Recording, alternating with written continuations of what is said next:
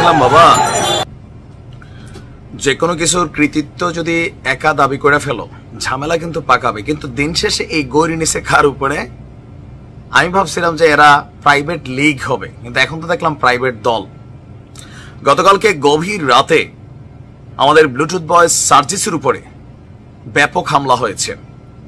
যেই ফুটেজগুলা আপনারা দেখছেন এর মধ্যে এটা একটা গাড়ির মধ্যে যে ছেলেটা দাঁড়ায় ছিল এটা সার্জিস, যেভাবে ধাক্কা টাক্কা দিছে। তো ঘটনার প্রেক্ষাপট কি, কেন আসলে সার্জিসদের উপর ছাত্রদলের পোলাপাইনে হামলা করছে, তাও ছাত্রদল নেতা শাকিলের নাম এখানে উঠে আসছে। আর সার্জিস বলছে যে 24 ঘন্টার মধ্যে তাদেরকে গ্রেপ্তার করতে হবে। প্রেক্ষাপট কি? যে মারছে সেও কিন্তু ছাত্র প্রাইভেটের।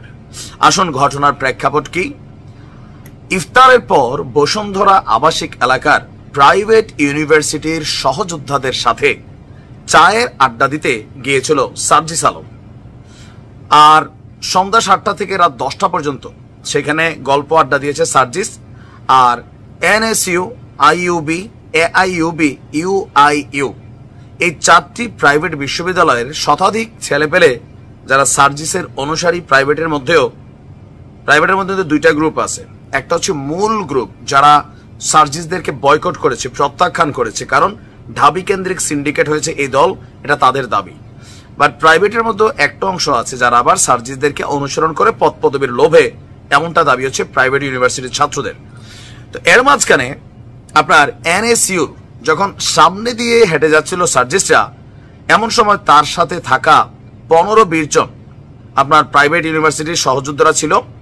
পরে এনএসইউর গেটের সামনে যাওয়ার পর 10 থেকে 12 জন ঢাবি সিন্ডিকেট নিয়ে স্লোগান দিচ্ছে, মানে ঢাবি যে সিন্ডিকেট এরা চালায় এটা নিয়ে। এর মধ্যে ছাত্রদলের সেন্ট্রাল নেতা আহমেদ শাকিল ছিল, যারা এই স্লোগান দিচ্ছিল। আমি এগিয়ে যাই তাদের কথা শুনতে, কিন্তু তারা ইচ্ছাকৃতভাবে আমার সাথে থাকা প্রাইভেট শিক্ষার্থীদেরকে গালিগালাজ করতে থাকে, দালাল বলে, যে এই আন্দোলনে বা এই সেক্টরটাতে বড় কোনো পদ পদবিতে এরা প্রাইভেটকে ডাকে নাই, প্রাইভেটের কাউকে পদ দেয় না, যা দিছে চামচা টাইপের পদ। সুতরাং তোমরা কেন এই চামচামি করতে সার্জিসের সাথে গেছো, বিষয়টা কিন্তু এরকম ছিল।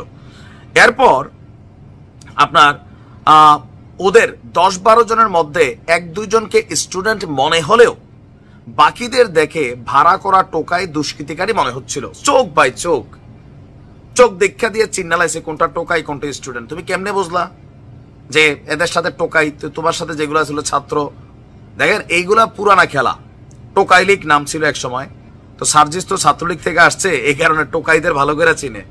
এটা যে যেভাবে নেন, কারণ ছাত্রলীগের মিছিল আগে শুনতাম টোকাই থাকতো। তো সার্জিস যেহেতু দীর্ঘদিন ছাত্রলীগের রাজনীতি করছে, টোকাই তার ভালো করে চিনা আছে, এই জন্যই সম্ভবত সে চিনা ফেলছে এরা টোকাই ছিল। এরপরে বিব্রতকর পরিস্থিতি সৃষ্টি করাই এদের উদ্দেশ্য বুঝতে পেরে আমি দুই পক্ষকে চলে যেতে বলি এবং চলে আসি। পরবর্তীতে ছাত্রদলের শাকিল তার নেতৃত্বে তার সাথে থাকা টোকাই দুষ্কৃতিকারী সন্ত্রাসীদের নিয়ে পূর্বে আমার সাথে থাকা ওই প্রাইভেট ইউনিভার্সিটির ছেলেদের উপর ধারালো অস্ত্র দিয়ে হামলা করে এবং মাথায় পিঠে আঘাত করে রক্তাক্ত করে। ছাত্রদলের শাকিল সহ বাকিদেরকে দ্রুত বিচারের আওতায় আনার ঘোষণা দিয়েছে সার্জিস। আর বলছে যে টোকাই লীগের দ্বারা নির্যাতিত হওয়ার পর আজকে যদি ছাত্রদলের কেউ একইভাবে টোকাই লীগের সন্ত্রাসীদের মতন আচরণ করে, তার পরিণতি টোকাই লীগের মতো হতে খুব বেশি দিন লাগবে না।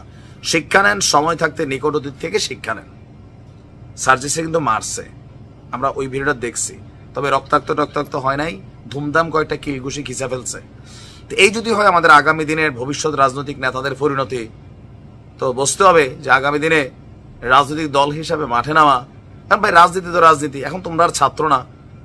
এখন যদি ধরেন ছাত্র দলের একজন নেতা কোন একটা ইউনিভার্সিটিতে গিয়ে পোলাপেনের সাথে আড্ডা দেয়, ঘটনা ঘটলে এটা পলিটিক্যাল ঘটনাই, জোর যার মুল্লুক তার। এখন যেমন আমাদের সমন্বয়করা জোর করে বিভিন্ন জায়গায় মুল্লুক চালাচ্ছে, ওই রকমই আর কি। এটা দেখে অনেকে খুশি হয়েছেন, বাট আমি খুশি হইতে পারি নাই, কারণ এই জুলাই অভ্যুত্থানে সার্জিসের অনেক পরিশ্রম ছিল, শ্রম ছিল, একটা নতুন স্বপ্ন দেখছে। আর সেই স্বপ্নের পথে আপনারা এভাবে রাস্তাঘাটে তাকে অপমান করবেন, মারবেন, ভাই হামলা করবেন। হ্যাঁ শাকিল, তোমার তো খবর আছে, সার্জিস তারা কিন্তু তোমাকে খায়া ফেলবে আইনের মাধ্যমে।